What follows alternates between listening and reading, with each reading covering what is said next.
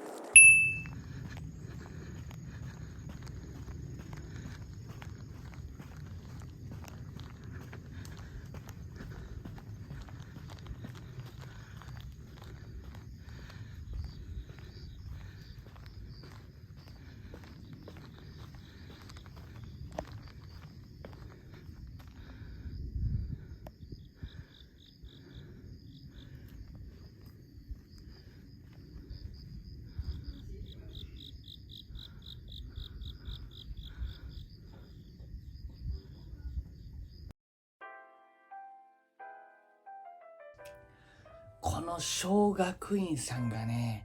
よかったんですよ。到着したらね、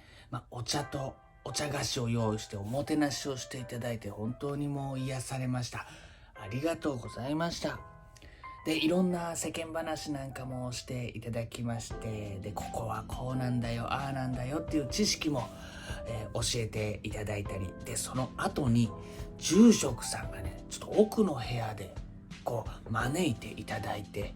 で僕らご一行をですね、こうあららららとこう、何か唱えていただいて、でなんかスティックみたいなやつでね、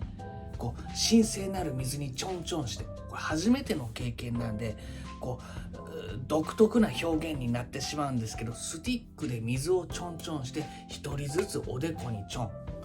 これやってもらったんですよ。いいね。水、なんか神聖な水にちょんちょんちょんちょんちょんちょんちょんちょんちょんちょんちょんちょんちょんってか、こんなリズミカルではなかったんですけど、非常に何かこう、体中の邪気が払われたような、そんな気がして大変嬉しゅうございました。いやー、本当に貴重な経験をさせていただきまして、小学院さん、お世話になりました。ありがとうございました。っていう、